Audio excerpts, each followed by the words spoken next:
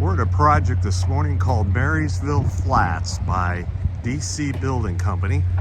We're going to meet up with the boys from Capstone Rail and learn a little about how to measure stairs.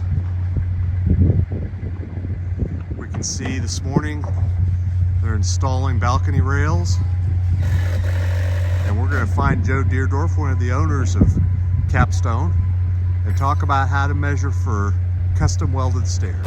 All right, we've caught up with Joe here this morning, and Joe's going to take us through how to measure railing here for this stair landing. Morning, Joe. Morning. So the first step that I always do is I want to make sure that I look at the stairs and see when I compare to my sheet, it's a left-hand or a right-hand stair, and I'm going to identify that at the top of the sheet for Vista to be able to draw accordingly. And the goal of what we're trying to do is we're trying to take as many photos of this and give the exact dimensions of the stringer and the treads for Vista to be able to replicate this in a CAD drawing. So the goal of the sheet is to be able to collect measurements and identify handing and anything that might be special to this set of stairs. So this first building, as I look at the way that Vista identifies stairs, is as you're walking up the stairs, is your guardrail on the right-hand side or the left-hand side? As we see on this stair, it's on the right-hand side. So this would be considered in Vista's terminology a right-hand up. So right-hand up guardrail, and what we'll do is we'll start identifying measurements along the way. So the first thing I'll do is I will identify the stair tower that we're in. In this particular case, we're on the east side of this building. I'm going to call this, oh, my pins. Marysville, Building 8. And I'm going to call it a right hand up. Got it.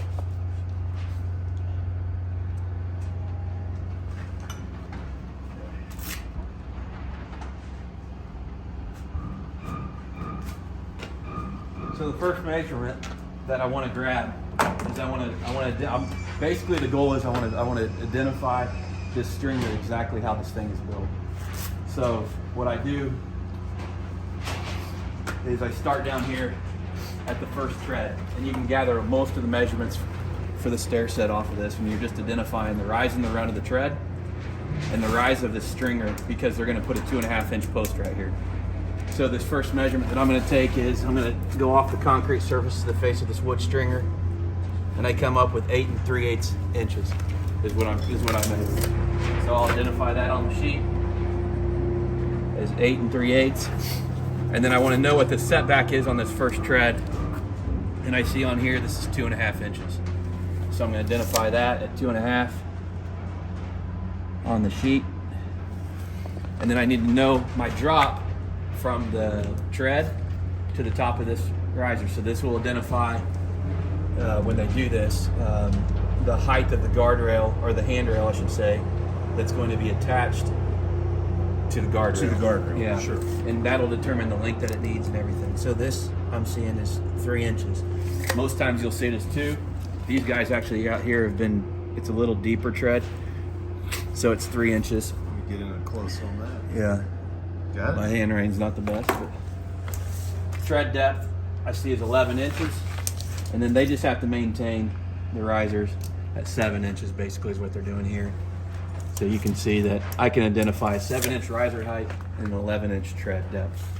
So I'll put that on here at 11, and then I'll put a 7-inch rise on there. All right. The other thing that's a critical measurement to get is the opening of the stairs for the width, the minimum width between your handrail and the finish.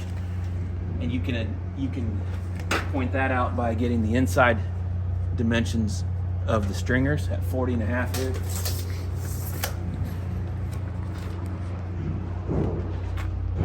And then you'll want to measure the width of the stringer at 3.5. Sometimes it's 3 1/4, but this particular product is 3.5 inch. So that's typical of what you'll see. That's basically the dimensions that we're looking at for here. The next thing that I would check is I just use a Bosch laser, get them at Lowe's, nothing crazy, very simple. We use this for our balcony rail, we use it for everything. But one of the functions on here is a level, which will tell you the degree angle of the stairs. Vista can basically fabricate the stairs within a half a degree, and I'll check this on like 2 or 3 different spots. It's going to fall anywhere from 31 to 33 degrees. That's just going to be every stair that's ever built with the typical 7 and 11 stair tread. But we want to identify what it is because it's important for the finished product and the post being plumb and everything else. So what I see on here is 31.3. I'll round that up to 31.5. Okay. And then I'll check it up here. I see about halfway maybe. And I see 31.3 again. 31.5. So I'm going to call this a 31 and a half, so 31 and a half degree stair angle. Okay. Then the next measurement that I'm going to look for is the overall length of the stair from the bottom of the stairs to the top of the stairs. You can do this with either a tape measure. We used to do it with targets, and a target, all it is a cut down post. So they would use a 2.5 inch post here and a 2 inch post up there. What we found is that is not as accurate as if you were to actually just physically measure the stringer, give those dimensions to Vista, Let them calculate and let them calculate everything they need just by giving them exact measurements of the framed openings in the framing that you see here, and then they'll get it right every time. Okay. And since we've been doing that, we've had literally 0 errors from Vista. So a lot of times, this is where the frustrating part can 2 hands. And Today you got a helper. Yep. Then let's run this up.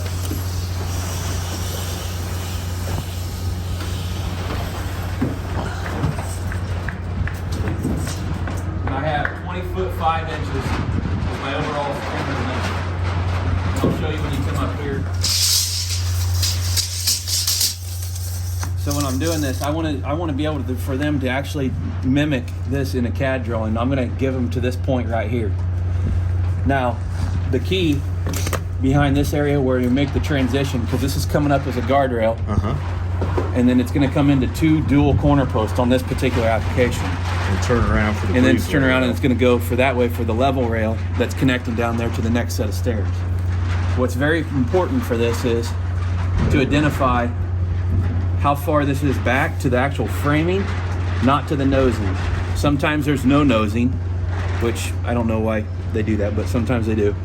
You need to identify the depth of this nosing, but ideally the perfect world is this point of the stair stringer to the actual framing is what you need to identify, because they're going to take this 2 inch corner double corner post, and that post is going to be set a 1/2 inch back. The plate is the 1/2 inch back from the face of this riser. Got it. And that'll identify exactly the length of this level run and where this comes up and kicks level to tie into that 2 inch corner post. So the next measurement I need to get is right here, which is 6.5. Or you can do it either 2 ways. Actually, you can do it that way, or you can identify it to the nosing. So call it 5.5, and then you call out the depth of the nosing. So this is a 1 inch nosing. And for this case, I'm actually going to do that. So I have a 1 inch nosing, and then I have a 5.5 inch, what I call level section of stringer. But what's important is there's 3 scenarios as well here. This right now is flush. There's some scenarios where the deck board will sit higher than the stair stringer and it'll overhang this for a little bit better finish. Or they'll use a 2x material instead of a deck board. So it'll be like a 2x6, so it's actually thicker. And you can see on my sheet here, I need to identify that it's actually not a 1.5 inch riser on the nosing. It's actually flush. So I'm gonna just write this as flush. And this is important for Vista to know that. And I'll take some photos of this. I'll take some overall pictures, and that way everybody knows, and I'll save them into a Dropbox and then send them the Dropbox link for them to just reference as they see the drawing sheet, and they can look at pictures and see exactly. And then what they're going to looking send at. you back a CAD drawing that you're going to sign off on Yes. to go into production. That's correct. Okay. Yep. So I'm going to write flush, and I'm going to write this. And I'm just going to kind of sketch this even for my own memory as well. And I'm going to call this a 1 inch nosing.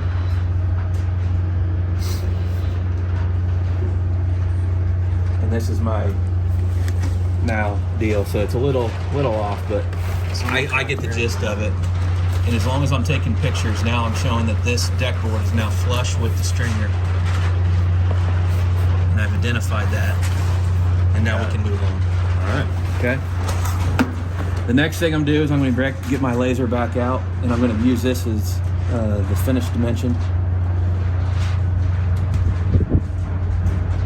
Okay, so what I'm gonna do next is I'm trying to get my overall length of this run on this level section that's gonna go from here to the next stair, the bottom of the stair post down there. To get that is a couple different measurements. I need to know, because what I just explained a second ago was they're going to set this 2-inch post, this corner post. There's going to be a dual corner post at the top of the stairs. It's going to come up. The top rail is going to kick level into a corner post, and then there's another corner post that's literally tied on the same plate that goes back this direction. We'll put a picture in here to reference that. Yep. We've got some. So the base plate of that dual corner post sits a 1/2 inch back from this. I don't need to identify that on the sheet. All I need to do to get Vista to get that accurate is I need to give them the overall framed opening from this point to underneath the stairs. And voila, just like that, it's all done and up. Yeah. Amazing, Joe. Yeah. Actually, we're looking at another building that was done earlier, so we can get an idea of what it looks like installed. Perfect. So an idea for installation time-wise that you can kind of plan for to achieve, what we've got it down to is handrail and guardrail being completed with 3 guys. It should take about an hour to do a tower the correct way, roughly. You can, some of them, depends if anybody's in your way on the stairs and things, but you can get each tower all the way from unpacking to finished in an hour, roughly. Kind of give you a goal. If you beat me, let me know how you're doing. All right. When you're putting handrail, one quick way, instead of snapping chalk lines and everything to get a straight line, what our goal is, we want to follow the stringer, and we want to put that pipe at 36 inches. Depending upon the drop that we talked about earlier, which was dropping screws everywhere. The measurement that we took earlier from the tread to the top of the stringer is going to determine the height of this board. But if you get a template, a jig, something simple, we just take a 2x4 like this. And if you have a 2-inch drop, so this board is made for 2-inch. I don't have the one for this building. But if this was a 2-inch drop and you were to put this on that stair stringer, fall on the same plane, hang your bracket at that spot, or mark it with a pen or do whatever, that would put on a 2-inch drop, and you hang that bracket on this, that's going to put the top of this pipe off of your nosing in a vertical line at 36 inches, which is the sweet spot. You can be 34 to 38. But that would put this pipe at 36 inches. And then all you do is just flip it around to this side, and you put the bracket on the post at that same spot. So now your pipe rail is in plane with each other coming down the stairs. So all right. That's just something, it's a nice little tool to have. And this was made by Vista, pre-welded, and Yep. So it comes in 2 pieces. Well, this is pre-welded, and then this is an outside collar on this post. These come together and slide together. There's a connector down here that's loose that you'll field apply with two 1-inch self-tapping screws. And this is just a bracket. You can adjust that, but everything fits nice. But all the posts are welded in. The handrail comes separate. It'll all be tagged. The other thing that's important at the stage that we just measured at is to communicate any type of blocking issues that you have. And as you can see here, this screw is left high because there's the framing contractor did not put in the proper blocking. We identified that to the general contractor. They're going to get it fixed. But you want to ensure that the blocking at all the posts, which you'll get all your measurements from Vista, your finished stair drawings that you can share with the general contractor to get exactly your layouts of where your posts are going to be, as you can kind of see here on the so level. they know where to put the blocking in for the mid post. Yeah. So here's that dual corner post and that 1/2-inch setback from the framing that you can kind of see down there. Yep. Dual corner. This this section of the rail right here is actually long by about 2 or 3 inches. That gives you a little bit of wiggle room in case you need to do something or trim it. So you will cut this on site. That's basically your only cut that you'll make on site is And this top piece. U-shaped bracket is. This is two corner posts that come in a bag from Vista. They fabricate this setup at their facility. All right. Now this one thing to point out is important to know is if you look underneath here, you can see these stringers are basically touching. Depending upon that gap between this beam and this stringer is going to determine how much space is between these two corner posts. So with this setup, and you have basically stringer on beam, it'll create that space there, that standard space. Coming around here, level rail. This will be the post for the second floor to third floor. As you see, it's a little different than the bottom of the stairs that we saw down there. It was just a single 2.5-inch post. This is a corner post with a 2.5-inch post. Again, Vista fabricates and makes this. It comes in a bag complete like this. The only thing you have to apply in the field is this bracket and the lower bracket down here to receive the guardrail going up the stairs. Okay.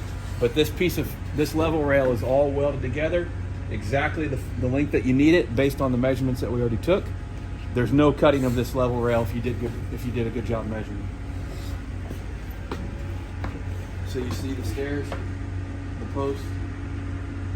And you've gone to this type of return here, coming back around as opposed to. There's a couple different ways they can do it. This is a cleaner look. We like this. It's not a tripping hazard in our opinion.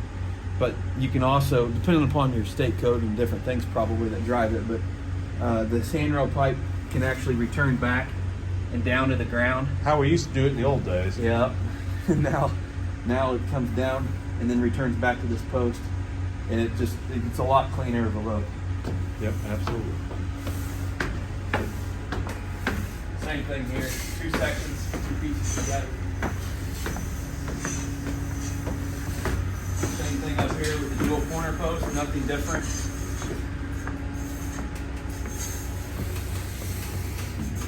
And then you can see how the return is over here on this other side. Again, this will all come exactly the length you need it. There'll be no cutting, no trimming.